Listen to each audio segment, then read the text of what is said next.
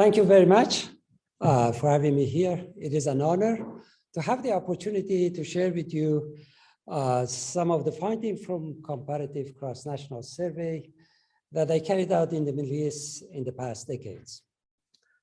Well, let's get into it. Trends in values, Islamic fundamentalism versus liberal nationalism, the clash of values.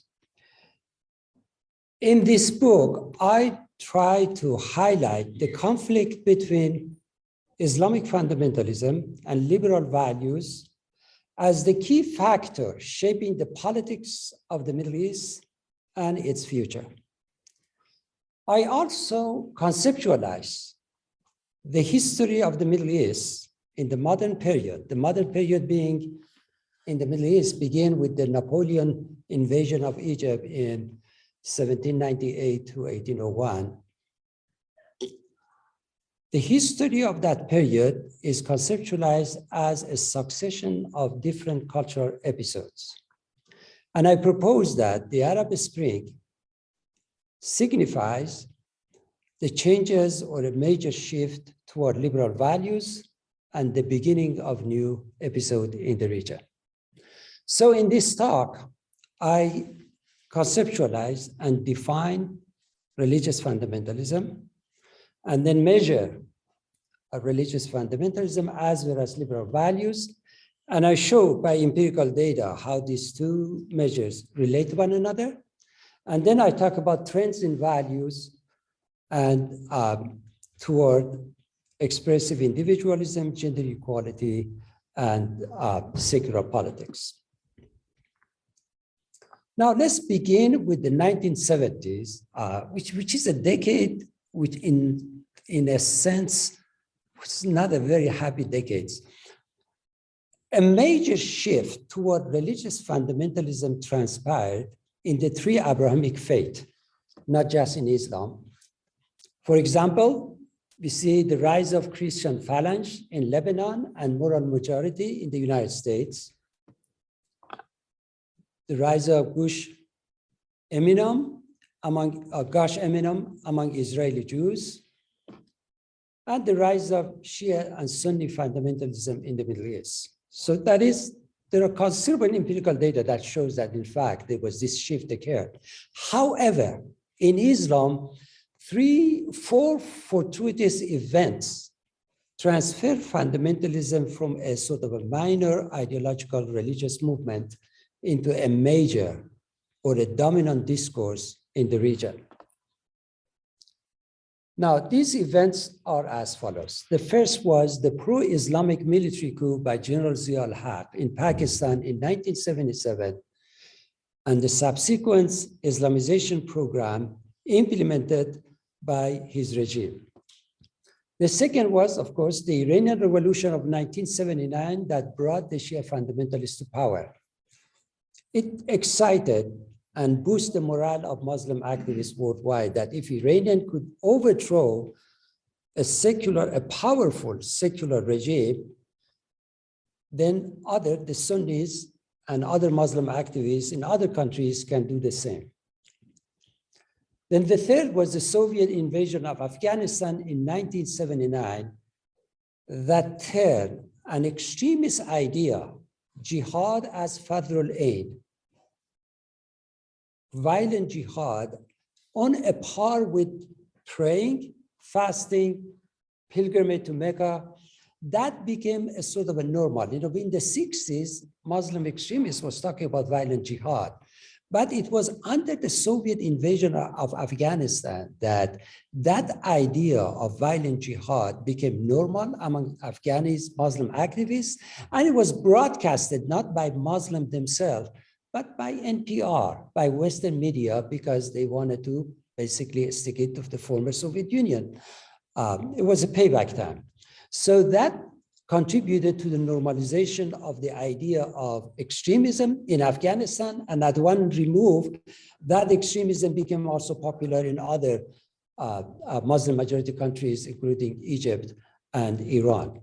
And the fourth was the seizure of the Grand Mosque in Mecca by Juhaynam al-Utayba and his followers that displayed the political vulnerability of the Saudi kingdom. Again, as you see that when the shift in values occurred, events clustered together. Remarkable, three major historical events occurred in the same year. That provided the Islamic movement the image of worldwide revivalist orientation of Muslim and the rise of sort of Islamic reassertion, according to people in the academia. So what happened? The domination of society by Islamic regime in Iran and other places in Afghanistan, and the Muslim extremism, sectarian violence, suicide terrorism begot liberal oppositional response. When we have a society in which religion dominates, that creates favorable conditions for the rise of liberal oppositional response. And this is nothing new. For example, the rise of liberal Arabism in Syria was in opposition to Sultan Abdul Hamid, pan-Islamic despotism. Sultan Abdul Hamid was the last, or one of the last leader of the Ottoman Empire. Or the rise of the constitutional thought among Iranians was the response to absolutism of the Qajar and the ulama obstructionism.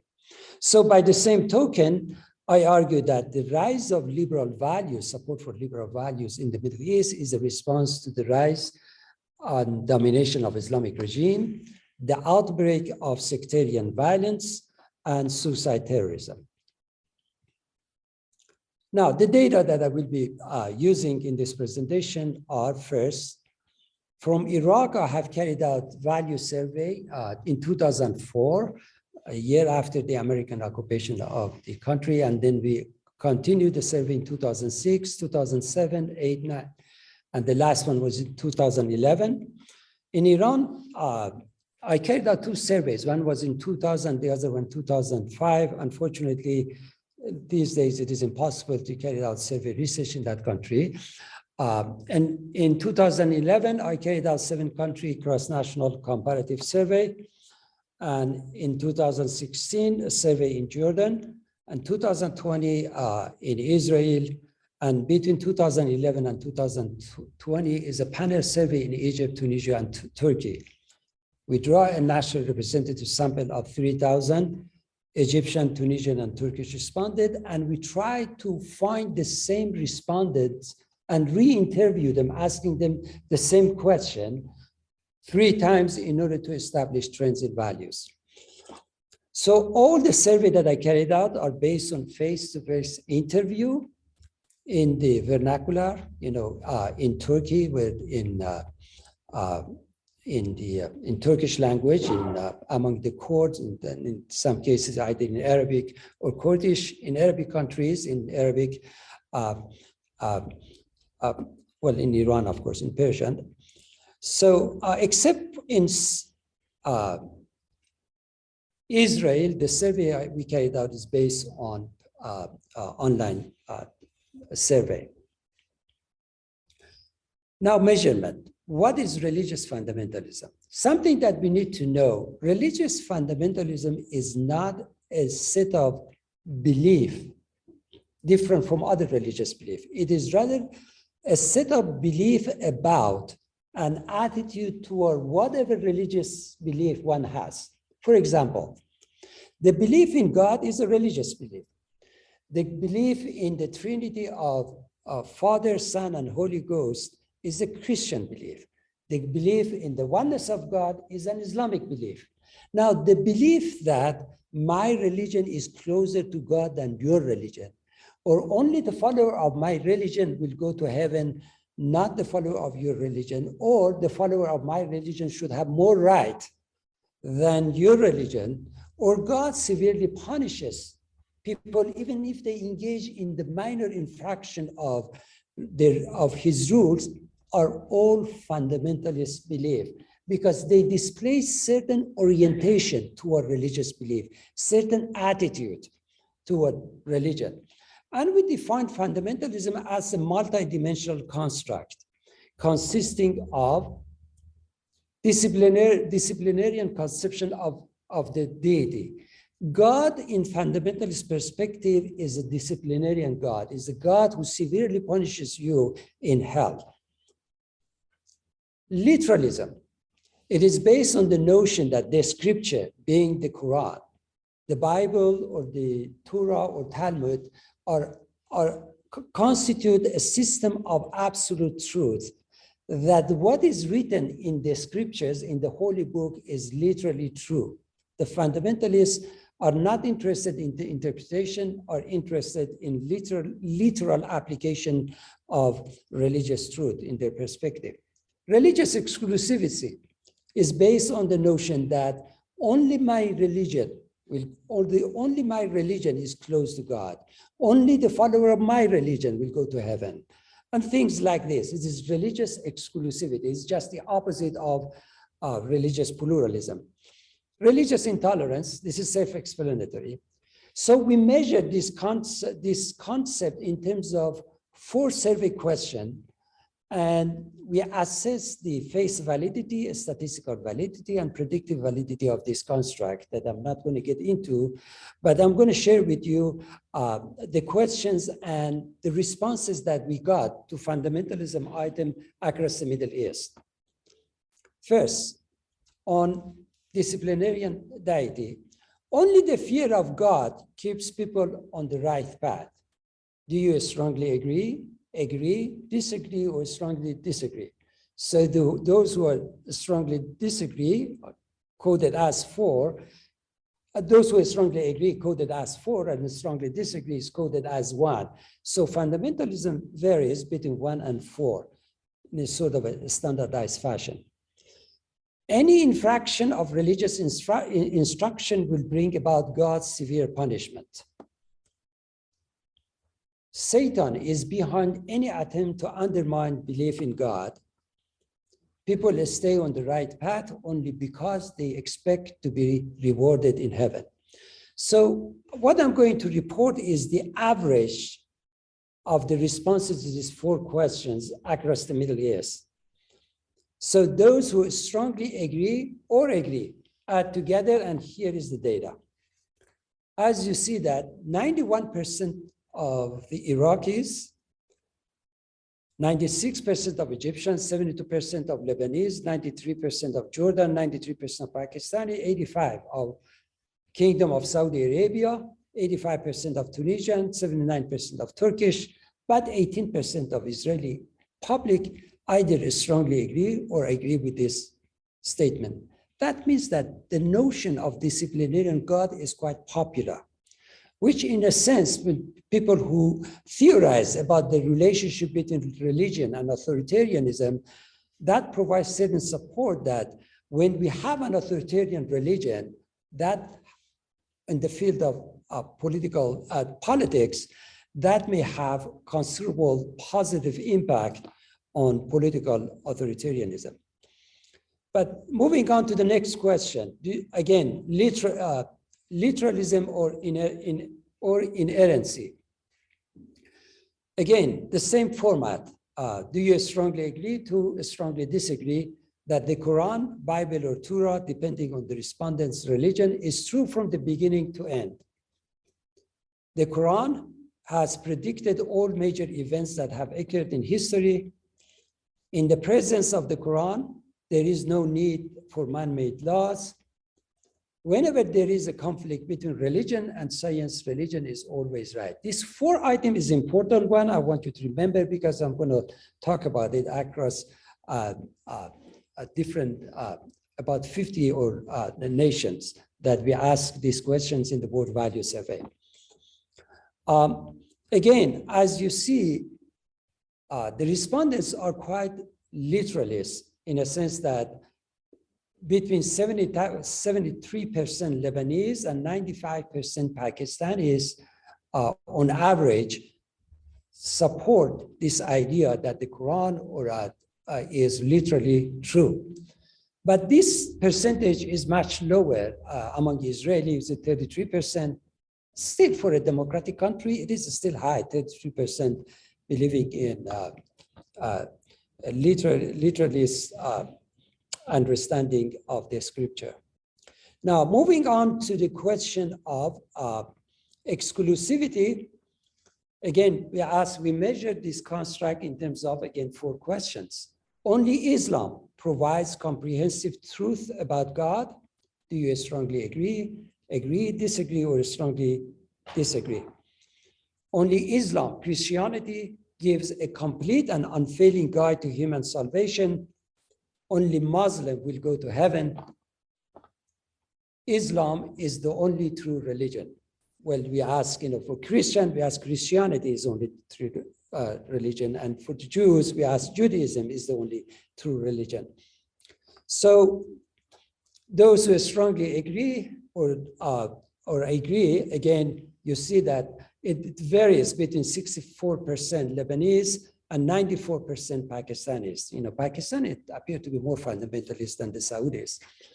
But among the Israelis, it is much lower, it is 35%.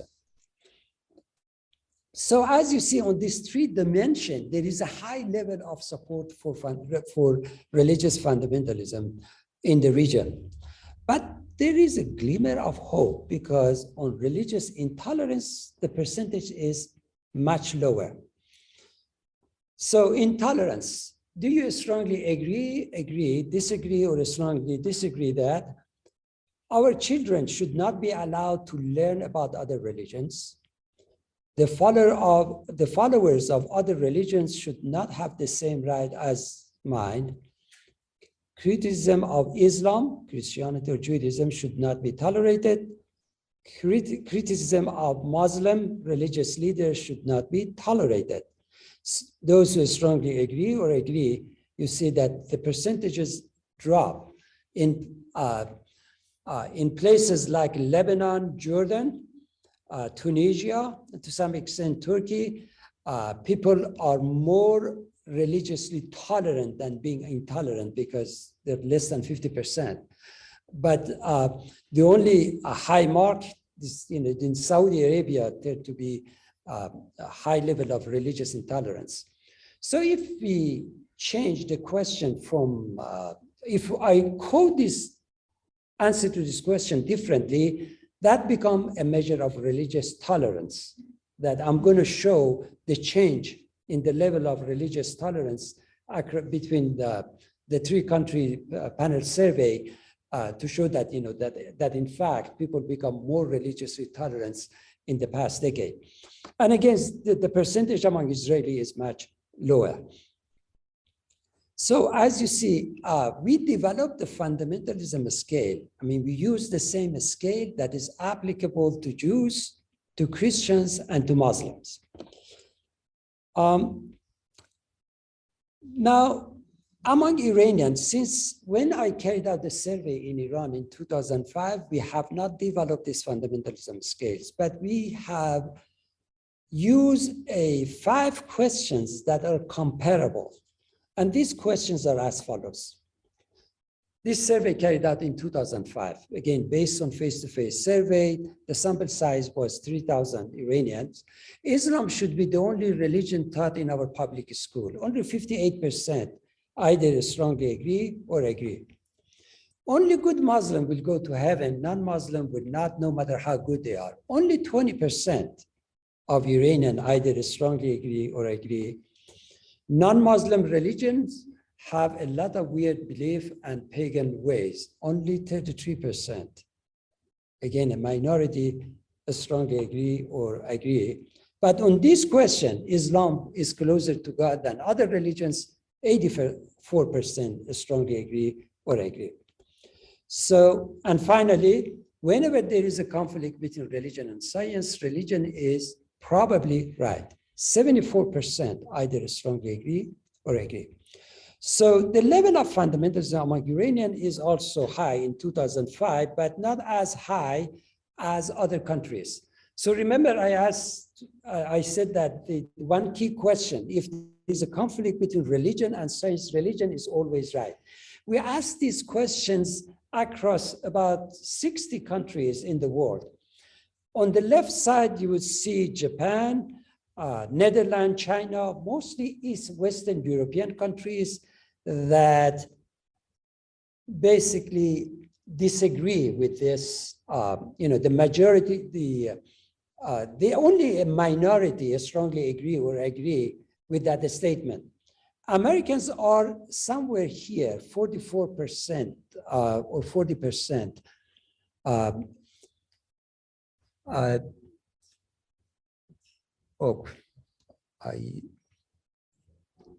Yeah, it is 40% United States, which is quite high. That's why we have so many Christian fundamentalists in the US, because 40% is one of the advanced democracy is a bit embarrassing for the follower of science. Among Iranian, as you see, Iranian is 77%. It is, I should practice, sorry. 77% is high, but Iran is lower than Turkey, which is about, here's somewhere around here. And then Saudi Arabia. And in the last one was Arab countries. Qatar is much higher, 99%. 99% of Qataris respondents said that if there was a conflict between religion and science, religion is always right. The case for Islamophobia. If I am teaching a class in Qatar, I will really be frightened, because if people think that way, how could I teach the principle of scientific inquiry? So that I want to use this as a reason to argue that the fundamentalism scale that I constructed for Iranian is comparable to other countries of the Middle East. So as you see here, the scale varies between 1 and 4. Most of the countries that we carried out the survey are strongly fundamentalists, like Iraq, Egypt, Jordan, Pakistan, Saudi Arabia, Tunisia. Turkey is lower. Israel is much lower, 1.97, and after Israel is Iran, is 2.72. I mean, if you carry out the survey today, probably Iranian are much lower. Remember, this is 2005. And Iranian have become much more critical of religion, more supportive of liberal democracy. And actually, my entire project on fundamentalism and liberal values is inspired by Iranian experience.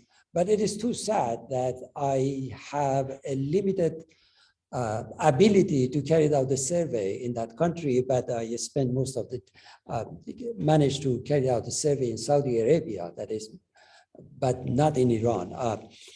But we don't need much survey research about Iran, because there are tons of anecdotal evidence that indicate the shift in value among Iranian toward liberal democracy. Now, by the same token, liberal values is also measured by as a 3 components, as a multidimensional component. I want to let you know something that I find it a bit frustrating among social scientists. Whenever an authoritarian ruler starts selling the government property to his friends, his cronies, and to engage in some sort of corruption, they call it neoliberal policy. That is not a nice thing to say. This is not liberal policy, this is corruptions. That is what needed to be called. So this privatization and labeling privatization going on, in particular in some Middle Eastern countries, as neoliberalism is conceptually incorrect. So liberal basically means that support for individuality. I mean, when we are talking about modernity, in my view, modernity is based on one principle, and that is individual equality. The equality of individual, no matter what color, shape, or size, or religious orientation. The second is belief in gender equality, the equality between men and women. And actually, this is, Millar once said that in the late 17th century, or that the test of civilization is provided by the status of women. If you want to judge how civilized an order is, look how the woman in that order is treated. The civilized societies treat women with equality, dignity, and respect, and the root society treat them otherwise. And the third component is secular politics. So I add them together, and that create a single liberal index, in the same way that I added the 16 fundamentalism item together and created one fundamentalism item. So expressive individualism is measured in terms of the degree to which an individual is allowed to express him or herself freely. And one way of that freedom has to do with the basis for marriage. We responded, what is the more important basis for marriage? Parental approval, which is coded as one, or love? Those who mention love are considered to be more supportive of expressive individualism than those who mention parental approval. The second, we give the respondent a series of items, about 10 qualities for children to have. Those who use independence and imagination as a favorable qualities for children to have, but did not use obedience and religious faith, is also treated as more supportive of expressive individualism. And then the third question, we said that it is up to a woman to dress as she wishes. Those who strongly agree was coded as 4, strongly disagree as coded as 4. So on the face of it, when we talk about face validity, we thought that people who agree with these items, love as a basis of marriage, independence and imagination, and I agree with the fact that it is up to a woman to dress as she wishes, tend to be more supportive of expressive individualism. Let me share with you some data about responses to love as a basis for marriage. As you see, 98% of Israelis said that love, in fact, is more important than parental approval. After Israelis, you see Lebanon and Iran are competing one another, 69 and 66%. Followed by Turkey. The other countries are predominantly patriarchal. You know, the parental authority is much more powerful than individuals' right to express themselves freely. Again, the question, it is up to a woman to dress as she wishes. Again, Israelis are 83%, after Israel, Iranian, 59%, which is quite high in 2005. Those who strongly agree that it is up to a woman to dress as she wishes, followed by Tunisia and Lebanon, and also Turkey. And the rest of the countries are less supportive of expressive individualism for women. Now, attitude toward gender equality, we measured that attitude in terms of 5 survey questions. It is okay for a woman, for a man to have more than one wife. Do you strongly agree? To those who strongly disagree is coded as 4. Those who strongly agree coded as 1. A wife must always obey her husband. Men make better political leaders. University education is more important for boys than it is for girls. And in a tight job market, men should have more right to a job than women. So we add this together and created gender equality index.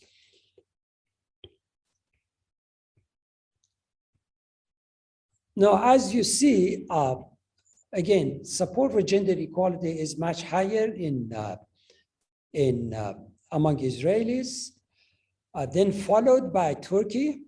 Based on my survey data, in the Middle East, after Israel, the Turkish respondents tend to be much more egalitarian when it comes to gender relations. Lebanon is after 2.58, that is more supportive of gender equality than inequality. Iran is 2.4. We have a lot to do in that department. And Tunisia is just in between. 2.5 is in between. It's neither supportive nor against equality. So again, secular politics, we measure that in terms of 4 questions. Do you strongly agree, disagree, or strongly disagree that your country would be a better place if religion and politics were separated, or if its government was similar to Western governments? Would it be very good, fairly bad, or very bad for your country to have an Islamic government when religious authorities have absolute power? As you see that those who were quoted, who said very bad, is quoted as 4. Or a good government is a government that implement the Sharia is number 4. Those who said this is less important or not important at all was quoted as 5. Then we adjusted this to vary between 1 and 4. So we measured this in terms of attitude towards separation of religion and politics, attitude toward Western type governments, and attitude against Islamic government and the Sharia. So we created a secular politics index.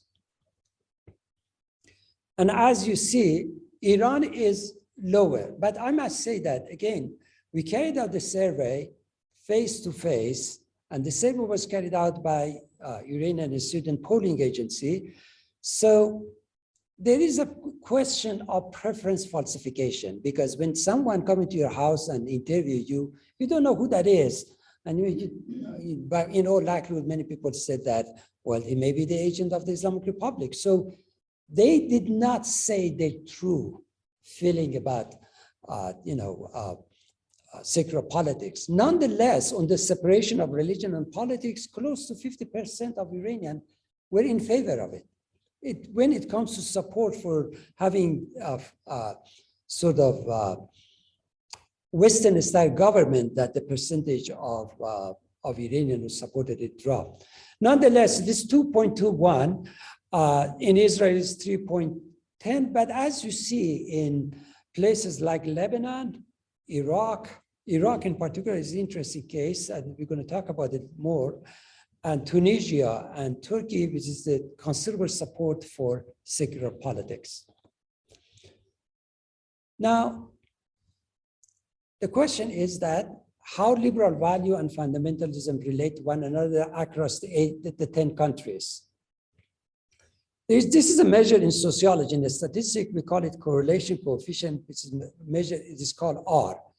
R varies between -1 and +1. -1 means that absolute negative relationship or inverse relationship. Positive means direct relationship. So as you see, across the 8 countries, the relationship with fundamentalism and liberal value is strongly inversely correlated. R is equal to -0.93. The maximum absolute value is 1, or in this case, -1.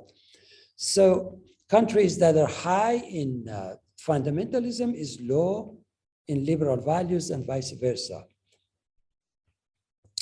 And as you see that in fundamentalism, Iran is 2.75 and liberal value is 2.43. In Israel, it's just quite different. So this is on cross-national level, using country as a unit of analysis. When you use individual as a unit of analysis, you find the same relationship, that individuals who are more fundamentalist are less supportive of liberal values and vice versa. You see that inverse relationship is highest among Israelis, -0.69, and among Iranian, -0.43, and among Pakistanis is -0.53. But across all the countries, there is a sort of a significant negative relationship between fundamentalism and liberal values. That indicate that only in practice, this means that these 2 different type of discourses clash one another. If you are high in one, you are low in the other. So that was basically the relationship between or the conflict or the clash between fundamentalism and liberal value as we measure this. So what I'm going to talk about is to present changes in values based on longitudinal survey, the panel survey in Egypt, Tunisia, and Turkey, and longitudinal survey in Iraq. So we are going to focus on these 4 indicators: expressive individualism, gender equality, secular politics, and liberal values. Now, this is data about panel survey. I'm not going to talk about it. It just give you more detailed information about how and when we carried out the panel survey and who was responsible in all the countries.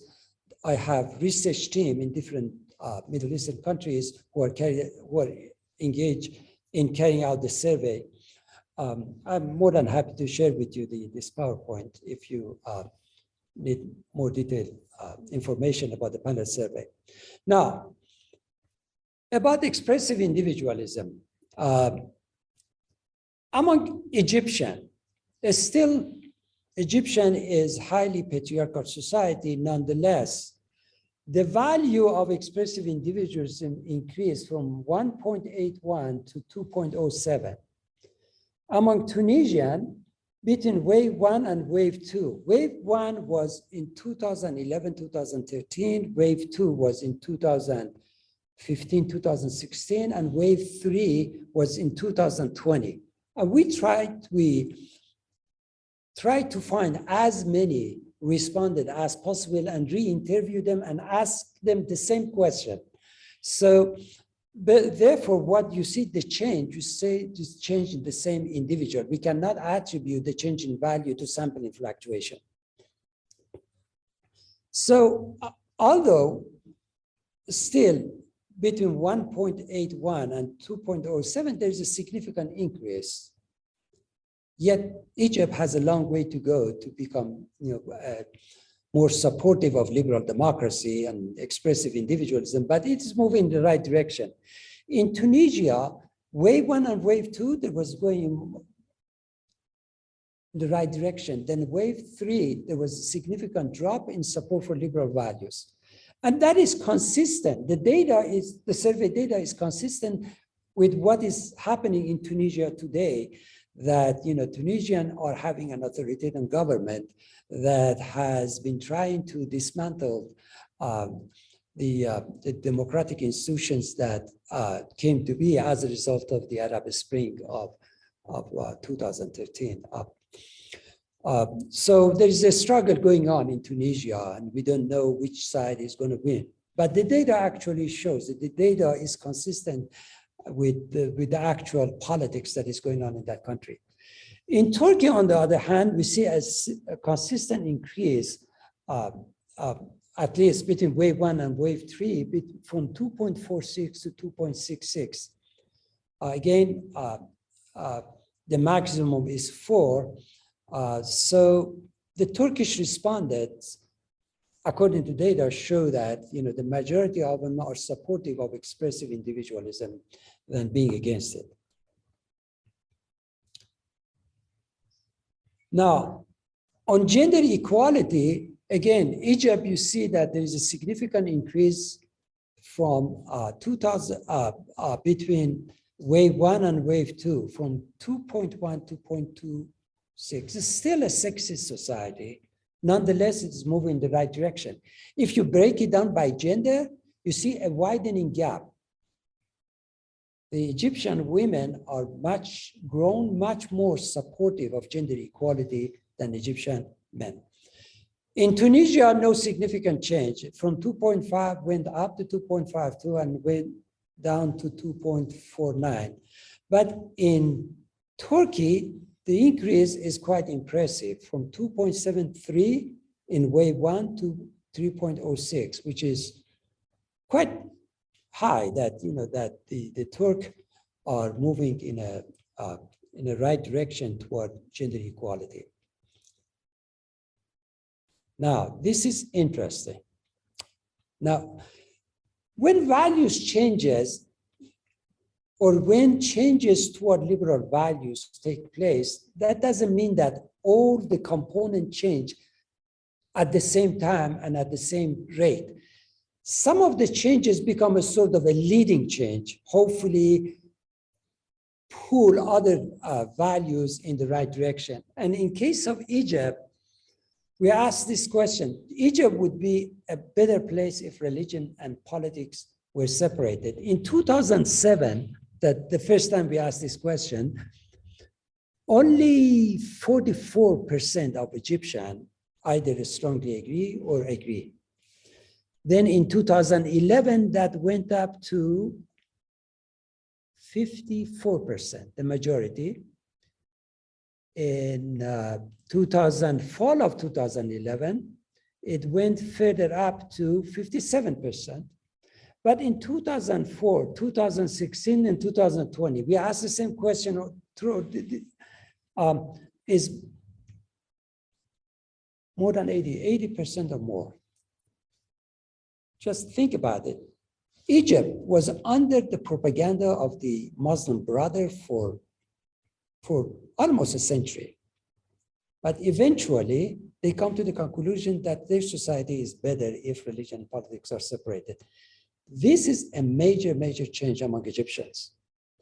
Moreover, we asked this question: Egypt would be a better place if its government were similar to Western type government. In 2007, only 30% of Egyptian, a minority, either strongly agree with that statement. In 2011, that went up to 35%, 19 and 16%.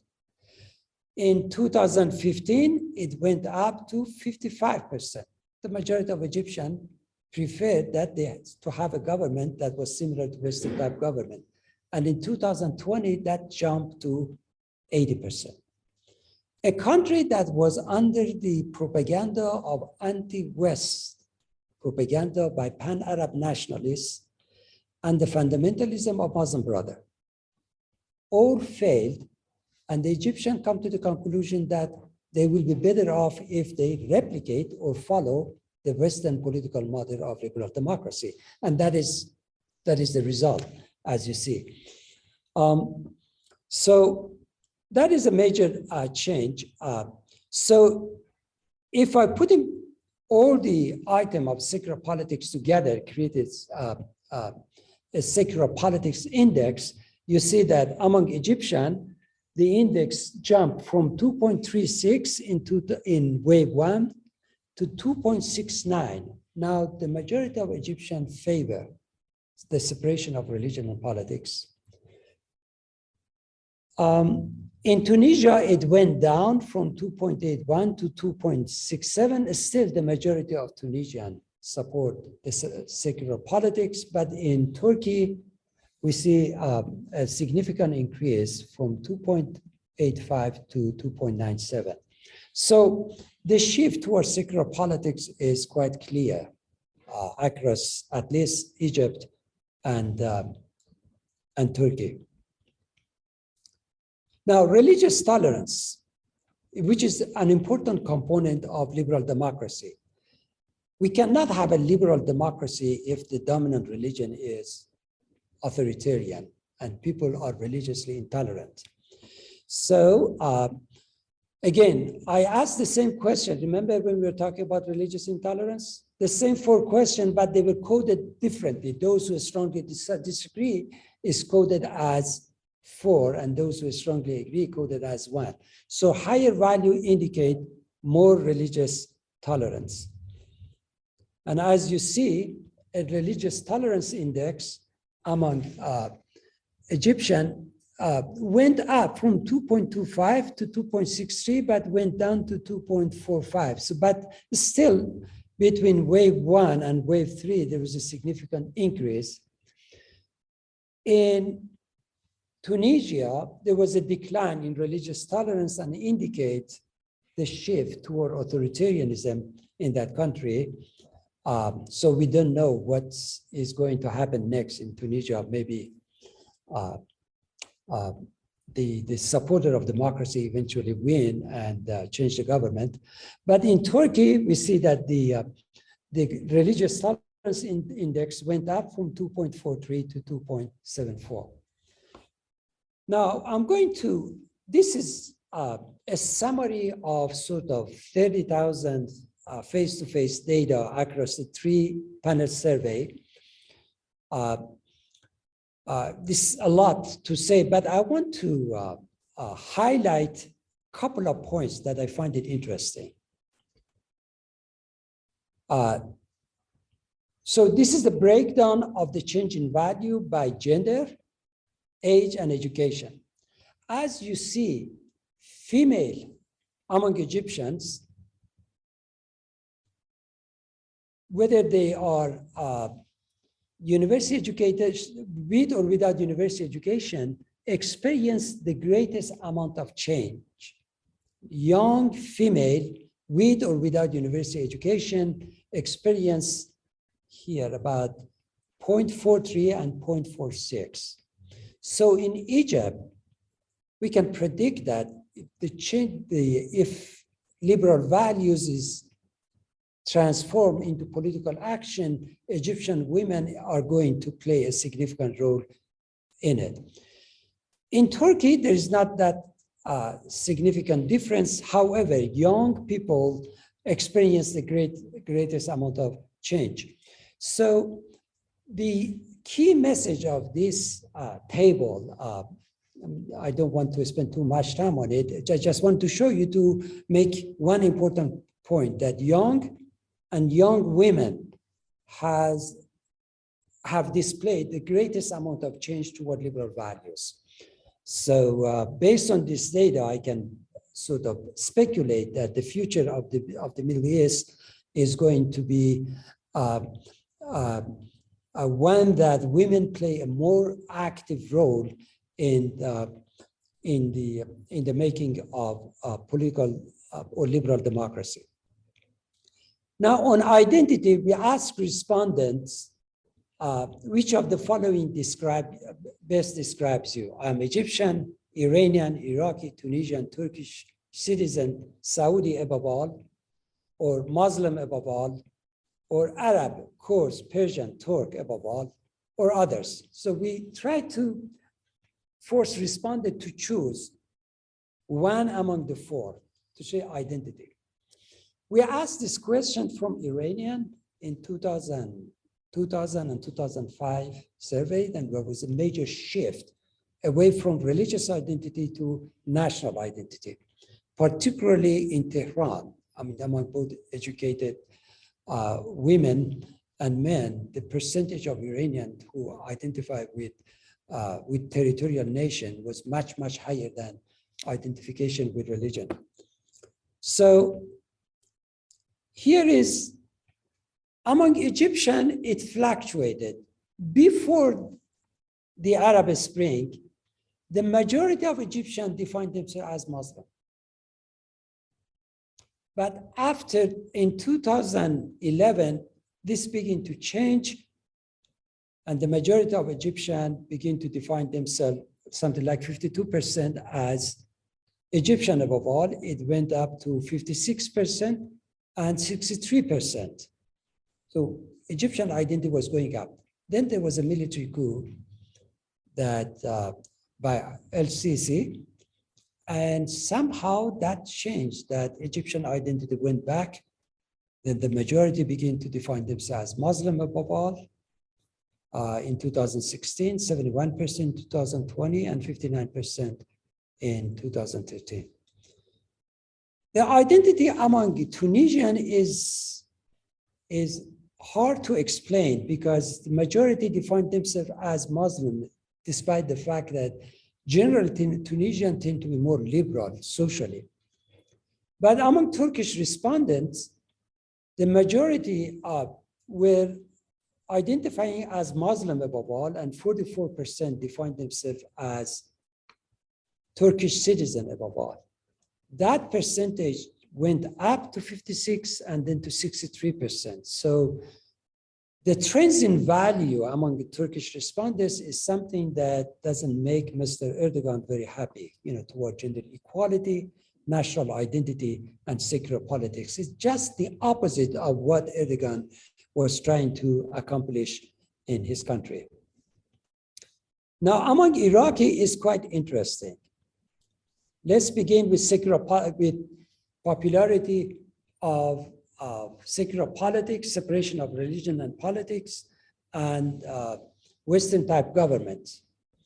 The upper curve shows that the percentage of the Iraqis responded who believe that this society would be better if religion and politics was separated. In the first survey, 52% strongly agree with that. It went up to 66%. So the majority, it is between 2004 and 2011. If you carry out the survey, I speculate that there is even a stronger support for secular politics, particularly experiencing the intervention of the Islamic regime to their affairs and the rise of ISIS and Al-Qaeda. That all prompted the Iraqi to think that religious government is not good for their country. And by the same token, during a year after the occupation, only 21% of Iraqis like to have Western type government.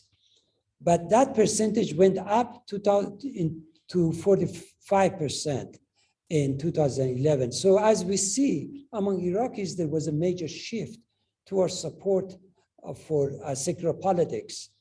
The corollary of that argument is a significant decline in support for the Islamic government and the Sharia. In 2004, only about 30% like to have Islamic government, or they thought that the implementation of the Sharia is the characteristics of the good government, Sharia being Islamic law. But that dropped to something like 13 and 15%. So we see support for the separation of religion and politics has increased. Support for religious government or Islamic law has significantly declined among Iraqis. Another interesting fact is this. We know that foreign occupation contribute to nationalism. And the best example, the most glorious example is what we are witnessing today in Ukraine. But we also historically know that the rise of Egyptian nationalism was a response to the British occupation of their country that started in 1882, and the rise of Algerian nationalism was a response to French occupation of their country. The rise of economic nationalism in Iran under Mossadegh was in response to the British control of the Iranian oil industry. So in Iraq also, we see the same thing. We ask Iraqis whether they define themselves as Iraqi above all, Muslim above all, or Arab above all. Interestingly enough, Iraq is a place when Arab nationalism started, but Arab nationalism is dead. Only less than 4% of Iraqis define themselves as Arab above all. They are either define themselves as Muslim or Iraqis. So in 2004, only 23% defined themselves as Iraqi above all. That went up to 32% in 2006, then went up to the majority. As you see, that the majority of Iraqis define themselves in territorial nation rather than in religion. So again, this data confirmed the theory that foreign occupation contribute to nationalist awareness and nationalism. Okay. Implications. So what does it mean? What should we do with this data? Well, the changes in values have implication for sociological theories of ideological production. They provide insight on how values change, what type of values are more likely to change, and among what kind of people. I give you an example that secular attitude towards secular politics increased considerably, but toward expressive individualism didn't change, but not much.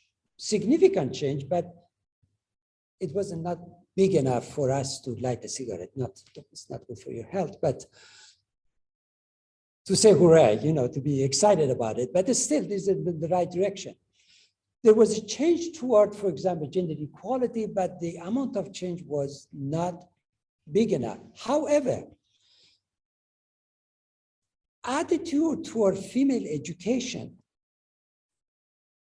the majority of the respondents are in favor of it.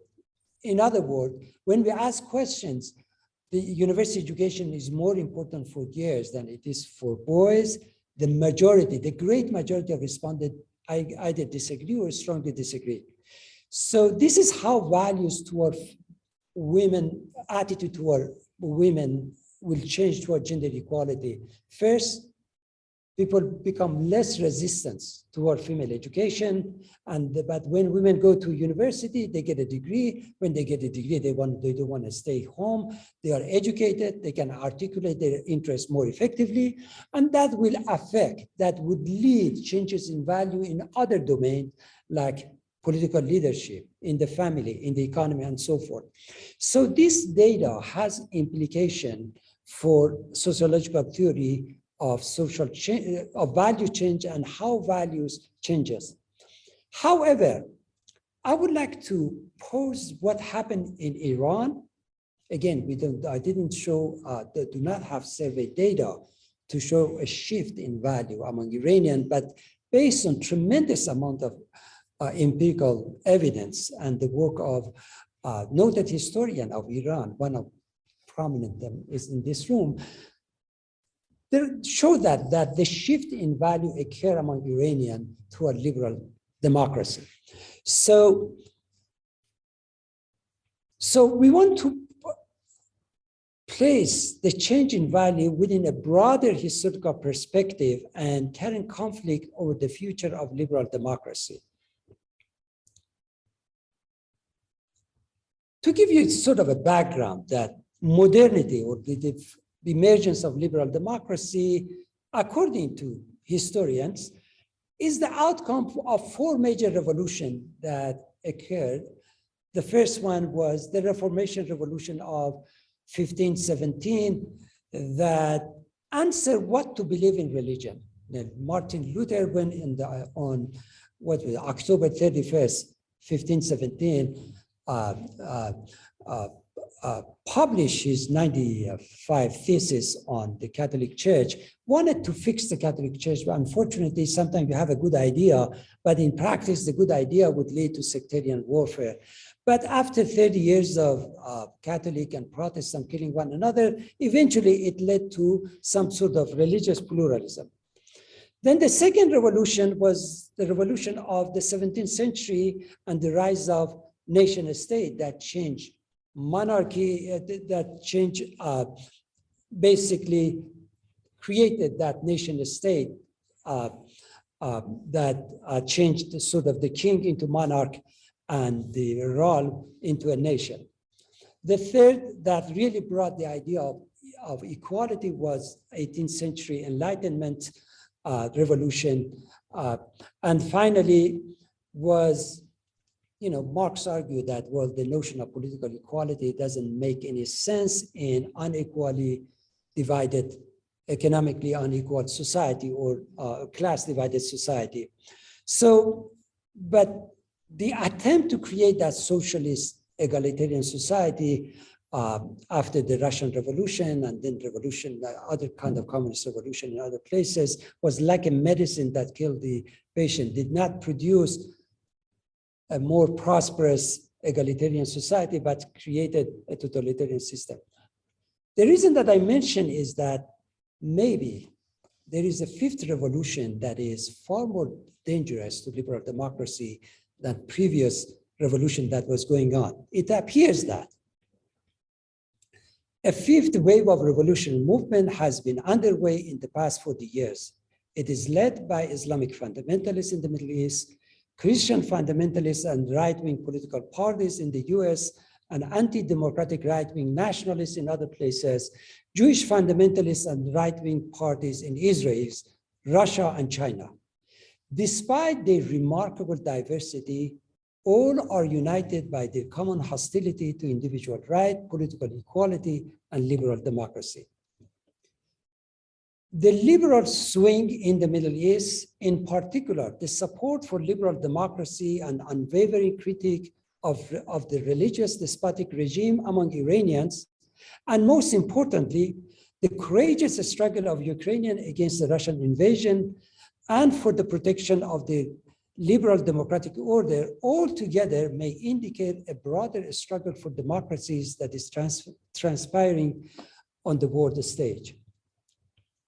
The crucial problem for the revival of liberal democracy in the West and the institutionalization of this discourse in the Middle East is in the realm of leadership.